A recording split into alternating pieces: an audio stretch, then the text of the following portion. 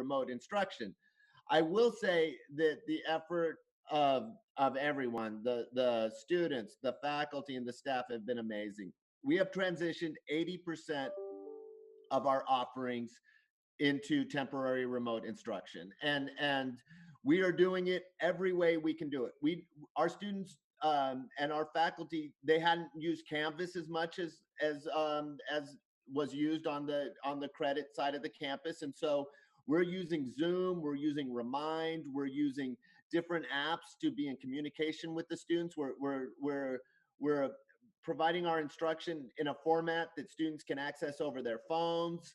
And so we're having trainings daily for our faculty to demonstrate how they can do this effectively. In our high school program, we're providing packets for the students to work on, and then they have live time with the instructors where they can ask questions. In our English as Second Language program, every day they're having live sessions, and then the instructor's available to have answer questions and provide other opportunities for students that may not have been able to attend the live session. The challenging areas that we have not been able to transition as easily has been in our inmate education program. We do currently have a program in the Santa Ana City Jail, and so in that program, we're just not allowed into the facility at this point in time with our instructors, but our coordinator is, and so our coordinator is delivering packets to the students, and they are being able to work on those packets. The other area that has presented a little bit of a challenge that we're working around is we have a older adult program where we work with a lot of the facilities, and for obvious reasons we're not able to go into those facilities, and they're not always set up with the technology that we need to be able to provide the instruction. But we have been working very closely, and we've brought many of those facilities back up online. And so at this point, we do have 80% of our classes online. We have all of our staff are dedicated to contacting students. We're calling students every single day because not all the students have made the transition yet, but we've actively reached out through text, through email, and through phone calls to all of our students to help them understand the educational opportunities that are going to be that are available. We're actually launching a new program called sac.edu/go. It's going to be an English as Second Language instructional program, specifically a 6-week program specifically designed around this current situation where students are at home, they're unable to access their education. Are unable to work right now for various reasons, and so we feel like now is a great time that we can deliver this instruction to them in a platform that will be accessible for them. And so we're going to be launching that campaign. The classes will start on April 20th, and so I think you'll see a lot of information coming out. We're going to be actively marketing that on both Spanish and Vietnamese radio stations, and we'll have landing pages in various different languages: Spanish, Vietnamese, Chinese, and we're going to continue to grow that to where we can really reach out to the students and help them understand the educational opportunities that we are able to deliver in this temporary remote instruction format. Thank you very much, Dr. Srini. I think that was very informative. There was a lot of CEC students who had questions about like their current opportunities for education itself. Thank you. So we'll go ahead and continue now. And this question is for Dr. Hoffman. How has Santa Ana College maintained the efficient and effective utilization of college resources? So in that regard, we have a process here.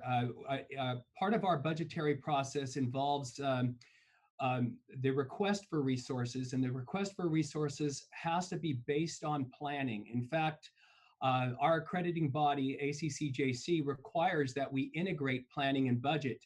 And there lies the name of the committee, one of the committees I mentioned that I chair, planning and budget.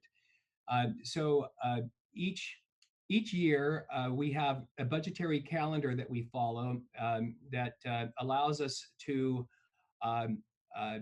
understand what resources are needed. In particular, let's focus on faculty, but it's across the campus for whether it be faculty, whether it be our student services programs, whether it be what we need in administrative services or in administration in general to operate. We have a process that involves requesting resources, and in fact, it's called our resource allocation request process. And on this document is where faculty, based on using faculty as an example, but we all do this, faculty will conduct an assessment of the student learning outcomes in the courses that they offer. They will also conduct program review.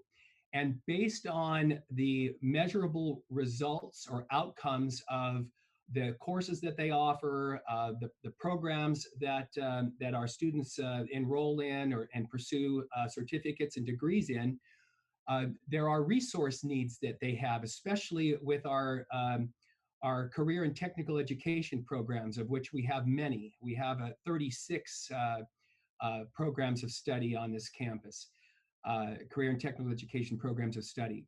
So they will submit what they need, as a part of their plans to improve their programs and their course offerings. They will submit what they need on a resource allocation request. And this resource allocation request gets submitted to their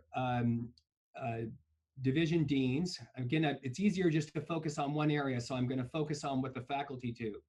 So they'll submit that to their division deans, and then all of the division deans will compile their resource allocation requests, and they will submit them to their area vice president, the vice president of instruction or vice president of academic affairs. I think you've already all met Dr. Lamb.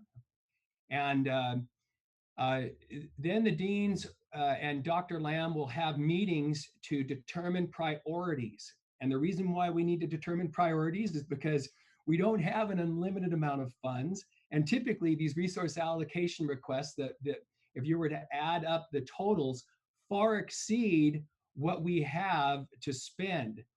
So they work and determine what they feel are the highest priorities in each division, because we want to be fair to all of the programs across the campus. And then based on what they determine as their priorities, those are the items that we fund. So that is how we make sure that our resources are prudently managed. Thank you, Dr. Hoffman. I thought it was very important to further know how it is and what it is you exactly do within your position. I appreciate the answer. So we'll go ahead and move on, but the attention is now towards Dr. Kennedy now. So Dr. Kennedy, for the viewers and for the students of Santa College who are not sure exactly what CSC provides, what instructional programs and support services does CSC offer? Okay, very good. We offer programs in 10 areas actually. We have English as second language.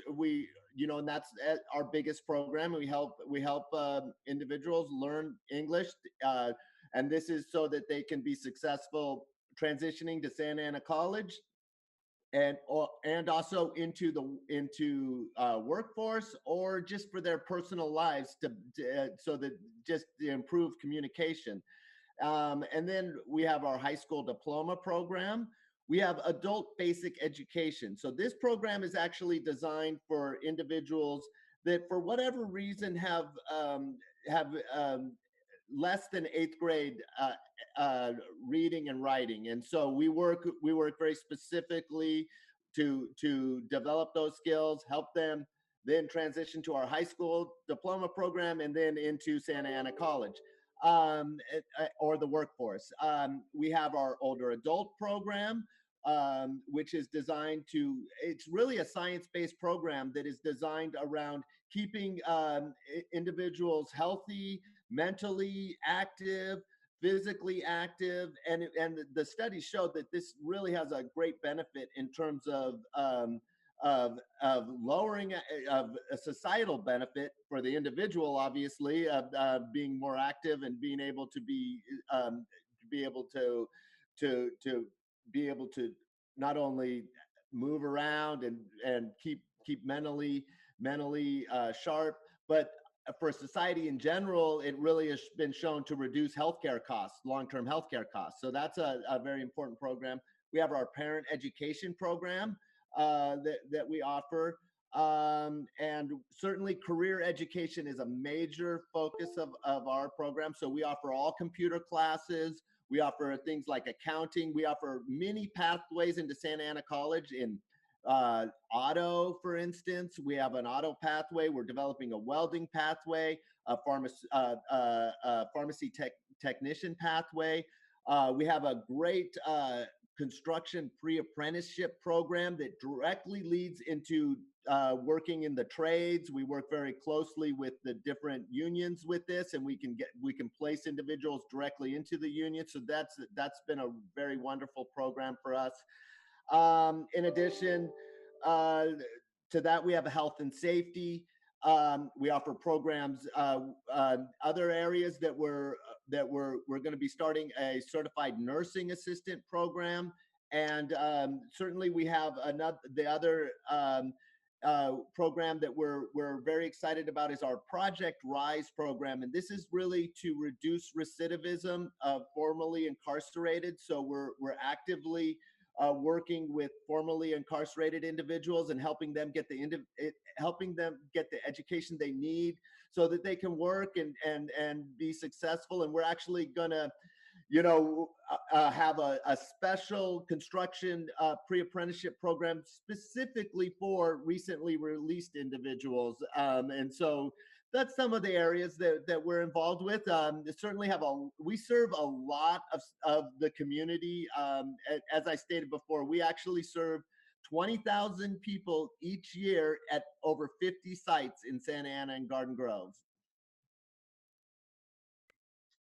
So much for that, Dr. Kennedy. I think that's very informative. That is a large number of students that you guys offer services to. I think it was very important to let the students at Santa College know what exactly CEC does and what it is they offer. So thank you. So the next question is actually going to be directed towards both of you guys.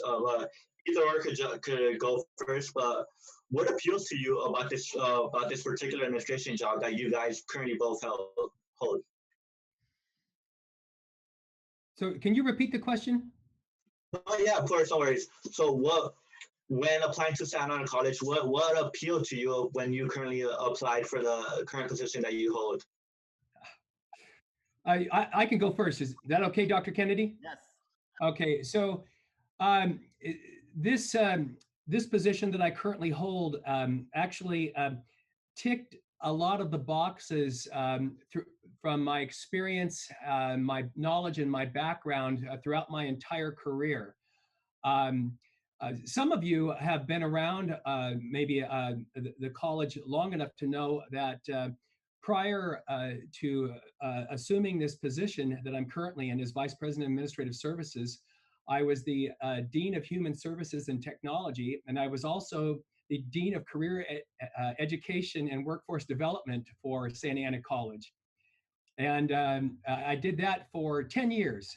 I've been in this position. It will be 2 years come July 1st. I'll have been in this current position 2 years, but prior to that, for a decade, I was on this campus as a dean. So that might help you understand too why I'm very familiar with and can easily speak about what faculty have to do relative to planning and budgeting. Prior to that, I also established and directed the district's Digital Media Center. Many of you might be familiar with the Digital Media Center down the street on Bristol.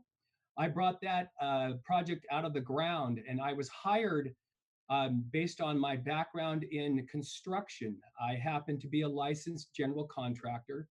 I've worked in construction. I've worked in real estate development. In my past, I was a facilities manager. I was a commercial real estate broker. I worked my way through college as a custodian. So, and I was a lead custodian at a company, a aerospace company called TRW. And upon graduating, I became a business administrator. Graduating college, I became a business administrator for TRW, where I spent several years doing budgets and forecasts and variance analysis on various projects, aerospace projects for the company. So as you could see, based on what I just noted in my background, this vice president's position overseeing administrative services was sort of made for me. Okay, should I go ahead and go now? Thank you very much for that, Dr. Hoffman. Sure, you're welcome. All right. For me, I've worked my whole career in adult education. So certainly, and I've been at Santa Ana College now for 9 years as the vice president of adult education. And it's just something that really appeals to me. I feel very blessed to work for Santa Ana College. I do believe Santa Ana College has the very best adult education program, not only in the state, but I would say in the, I would throw it out to that our program would match up with anybody's program. We have the best faculty, we have the best students, and we have the best staff. So I'm very proud of the program that we have. I think that there's just a very much of a caring attitude at Santa Ana College, and I would say that's true for the whole district. I before coming to Santa Ana College, I was a dean in adult education at Santiago Canyon College, and I would say the same. The whole district is committed to adult education, and so it's just a very special place to work, and so certainly I wanted and I actively sought out trying to work for the district and for Santa Ana College because of its reputation and the quality of program that we have, and so it's just something that I feel very fortunate to be able to do, and it's in many ways this is my life's work. So I feel very, as I said earlier, I feel blessed to get to do something I love every day, and I really enjoy watching students succeed. There, if anybody ever gets the chance to come to a School of Continuing Education high school graduation ceremony, I would highly encourage you to do it because it is one of the most moving experiences that you could be part of. So much for that. I think it's very important to see what appealed to you, both of you, about this job. So once again, this question is directed towards both of you guys. Since you guys are part of like the president's board per se, there are many students who are feeling like on the edge, or given the current situation. So what advice would you get to a student who's feeling on the edge and has possible anxiety during this uncertain time? I'll go ahead and start, and then Dr. Hoffman, you can jump in. I would really encourage any students to take advantage of the resources that are available. I know the district has a website specifically around the coronavirus situation, and has identified many resources that are available to the public and to students in regards to what can be done. And I think this is a very scary time. I mean, it's a very difficult time, and we all need to be understanding of the current situation. I just think that everybody needs to have more flexibility and more compassion right now in terms of how we're working with each other, and from our perspective, we're just doing everything we can to reach out to our students. We understand that our students have challenges, and that maybe they're not able to attend classes the way that they were in the past, and we just want to work with them and let them know that we're here for them, and so that it's not something where so that so that we can provide any support that we are able to provide to them during this challenging time, and to also to let the students know we're always going to be here for you.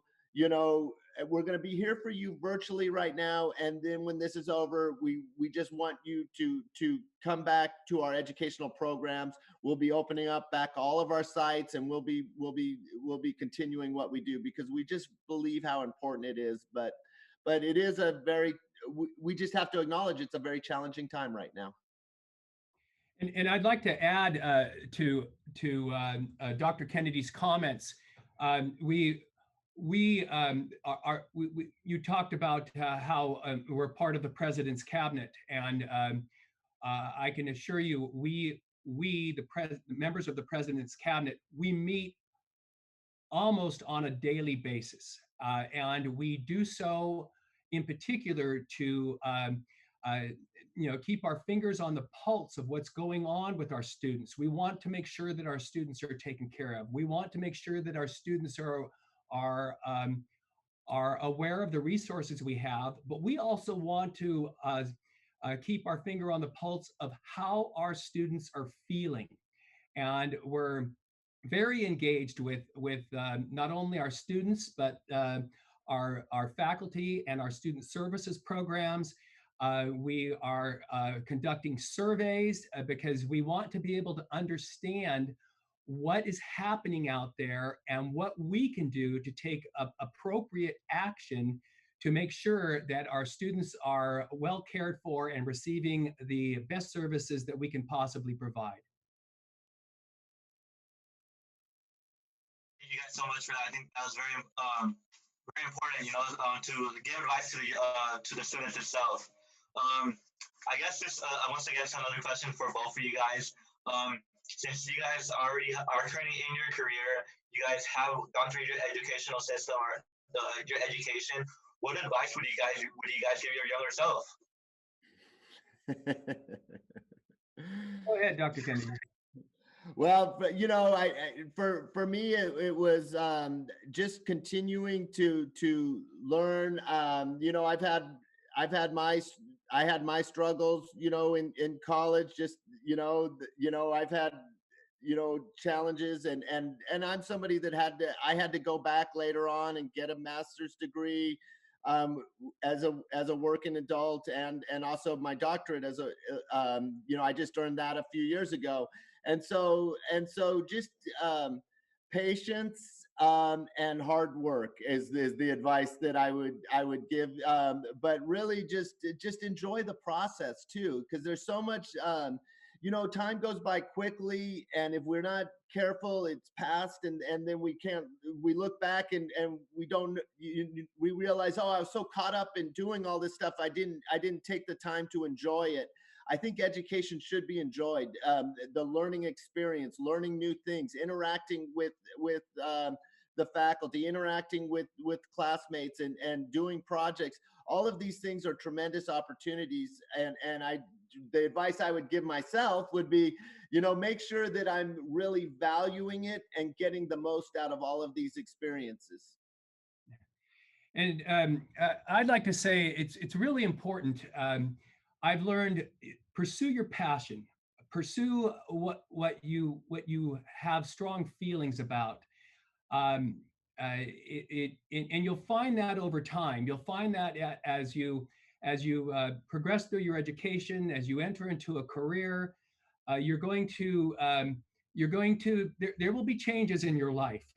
But as long as you continue to head down a path where you feel good about yourself, you feel good about what you're doing, you have passion for what you do.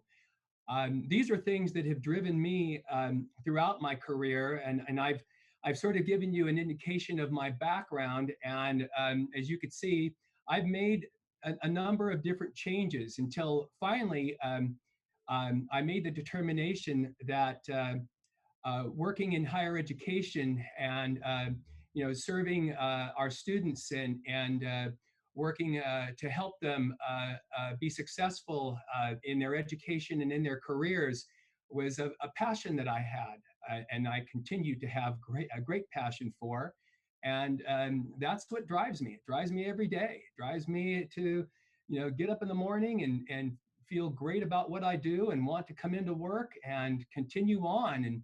And I look at all of the students, and when I see them succeeding, when I see them achieving certificates and degrees, and when I as a dean, I loved and sort of miss this very much. I would go out with the faculty and visit our industry partners and our employer partners. And it was so much fun to see all of our graduates come up and greet us, and they would want to show us the fine work that they're doing at these different companies and businesses throughout Orange County and even into Los Angeles County and Riverside. Just makes me want to get up every day and get into work and keep working hard on behalf of our students. Thank you guys for that. That was very interesting and very motivating. So the next question is, I guess once again pertains to both of you. But will CEC and San Diego College be investing?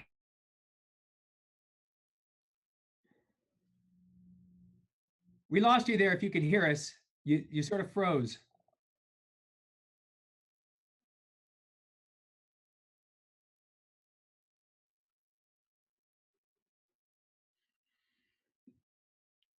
Daniel, we still can't hear you if you could hear us.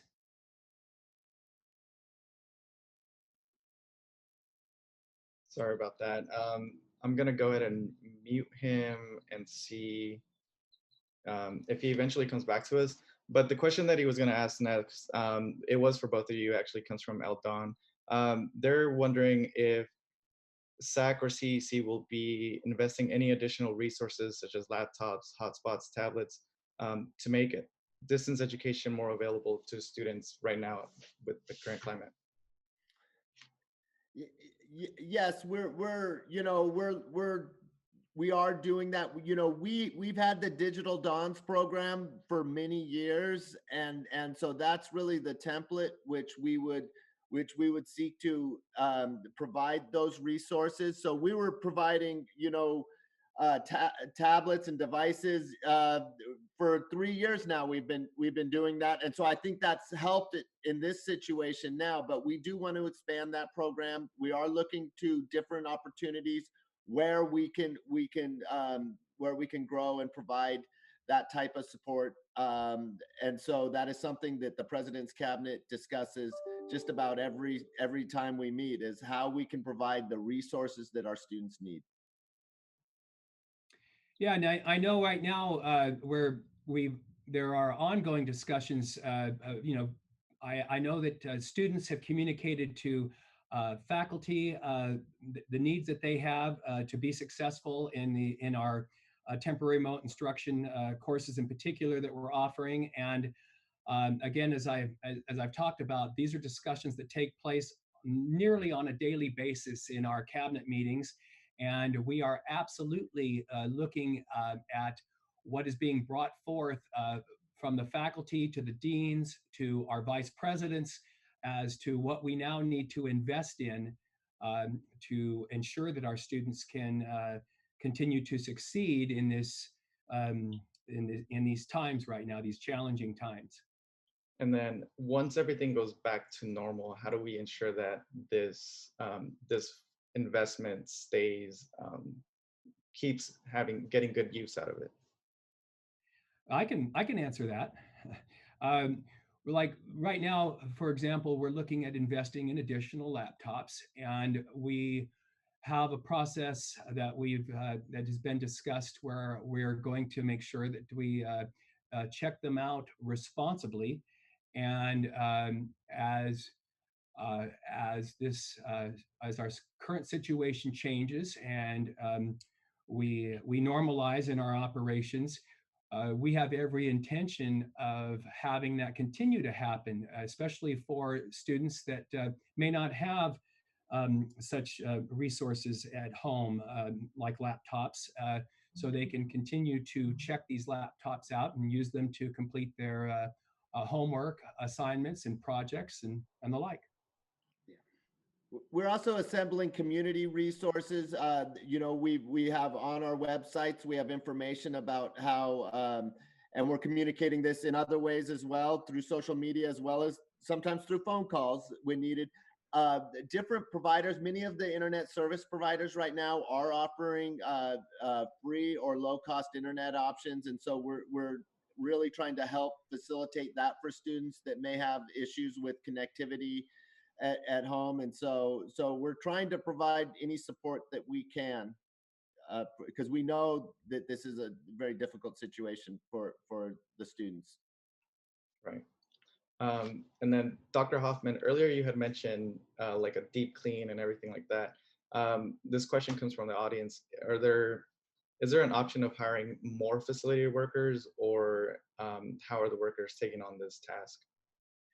So the workers are taking on this task. Our current staff are taking on this task uh, by specific area, so we can ensure that that we focus on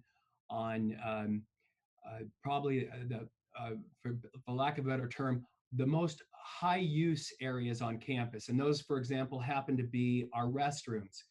So right now, as you know, the campus is unoccupied with the exception of our maintenance and operations staff, myself, other people that are coming in that have to come in because there's still paper that has to be moved on campus. I'm still working on, for example, signing checks for that have to do with associated student government bills that they've incurred before we shut down that still need to be paid. And so people are coming on campus. But right now, other than that, to help facilitate that, but right now, other than that, the campus is closed. So we're being very methodical in utilizing our human resources in maintenance and operations to focus first on the very high use areas. So as we go through and we deep clean a bathroom, we lock that bathroom up and we move on.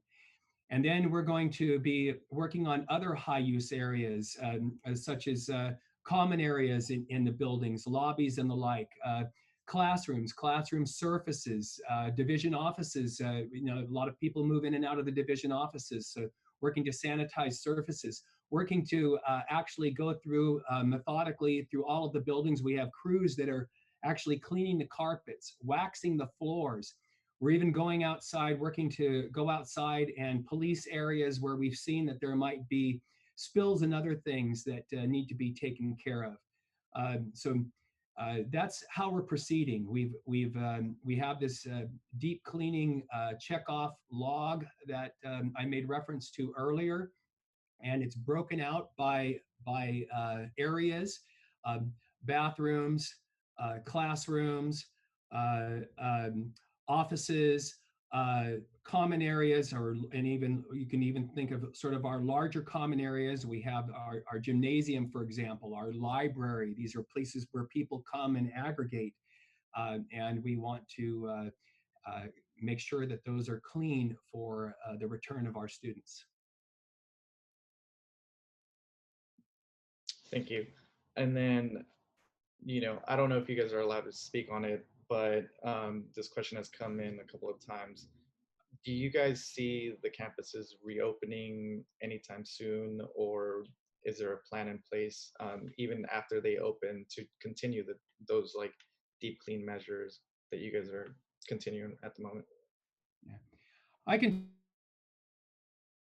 definitive date as to when the campus will reopen, but we're probably like many of the students, we're looking forward to it, and hope it's going to be sooner rather than later. But we still you know, we're all listening to the news, and we're seeing how this you know, COVID-19 virus is unfolding, and you know, many of us are hearing about the peak, and then you're hearing about how it's peaked in other parts of the world, and how things are starting to then, you know, get back to normal. And I think we're all looking forward to that.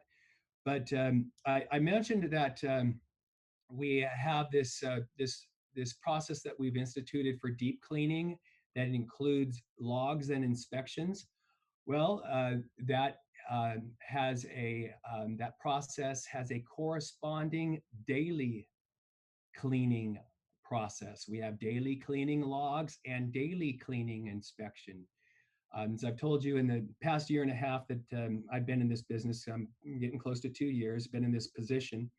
Um, uh, we've instituted a lot of changes. We're very focused on professionalism and taking pride in a job well done and ensuring that our students have a clean and well-maintained environment in which to learn and grow and contribute and advance in their life's ambitions.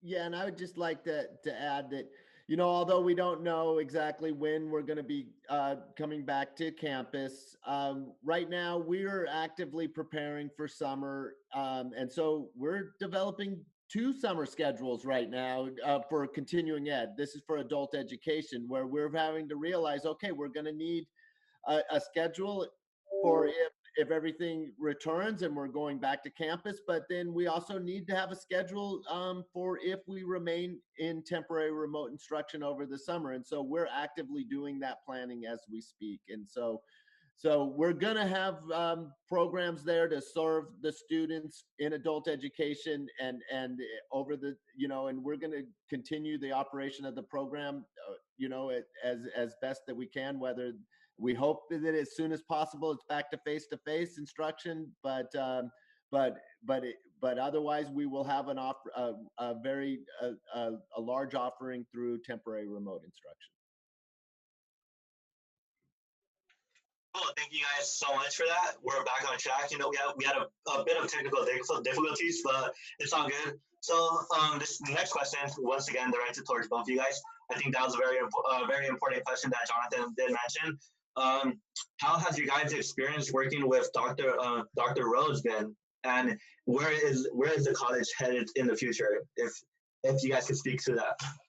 I could say it's the best. Dr. Rose has been a mentor to me. She's somebody I learn from every day. She has a wealth of experience. She's incredibly knowledgeable, and she cares so much about students. And so I take advantage of it every time we meet. I learn from her. And so I just feel like Santa Ana College is just very, very fortunate to have a leader like Dr. Rose. And I can tell you, she's been a mentor and coach for me since 2011. She was my vice president of instruction. She was my vice president of academic affairs for a period of time. And we never lost contact with each other when she assumed her first presidency at Los Angeles Southwest College. And I couldn't have been more thrilled to have her come back. She's a phenomenal leader.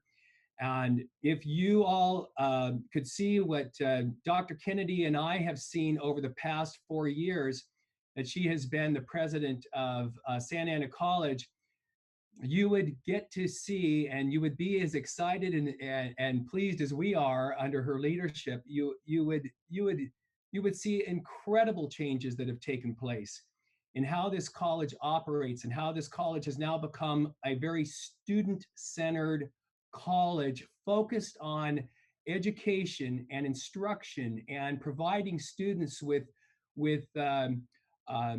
excellent services. In fact, her mantra has been, "We are an institution of excellence," and there are no compromises with our president. And the changes that she's made have been dramatic in how we listen to our students and understand their needs. And there is a tremendous focus on equity in particular. We have students coming from very diverse backgrounds with very different needs. And she has just done an absolutely phenomenal job in taking the culture of the campus and turning it in a direction where we want to see all students from all backgrounds and all walks of life achieve success here at Santa Ana College. you guys so much for that. I thought it was very important to know how it is working with the president. So we know you guys are very busy people.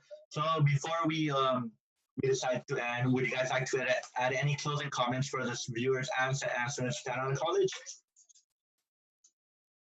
I just want to thank the Associated Student Government and Eldon for this opportunity to have this discussion. Just value so much the students and the work they do and their perseverance during this challenging time. We just really appreciate the student involvement. We have a very active Associated Student Government at Centennial Education Center as well. And it's just, I just want to extend gratitude. I want to echo Dr. Kennedy's comments. Really, I've enjoyed hearing the students' voices in the Planning and Budget Committee, in the facilities, in our Facilities Committee. I'm excited to report that while it has taken a long time, one key initiative was getting more water stations on campus, hydration stations.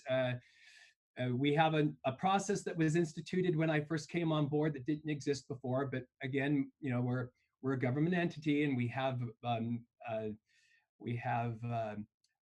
laws and regulations that we have to abide by, and we have this facilities modification request process. But the hydration station out at the V building, that's the Child Development Center, which hasn't had water. That looks like it's going to be the first of several that have been identified by the Associated Student Government. That hopefully will be installed within the next 4 months. But it's progress. We're coming along. And we're still moving forward with getting shade across the campus. That was another request by our students. So very excited about that. And again, just really enjoy working with the students and actually getting the opportunity to see students succeed and progress in their with their educational and career goals. Thank you, Dr. Kennedy, and thank you, Dr. Hoffman, for your time. It's very appreciated, and I'm sure the students appreciated what it is you guys had to say. Once again, thank you guys so much. Thank you to the Associate Student Government for making this possible, and thank you, Eldon, for live streaming this event. We hope you can continue these Q&As, and we hope you could get on the president's schedule to have another Q&A with her. So we'll keep you guys posted. Look out at our social media, because that is our next Q&A with the Dr. Rose. Okay, thank you so much. Just have a wonderful day, everybody. Stay safe and healthy, everybody.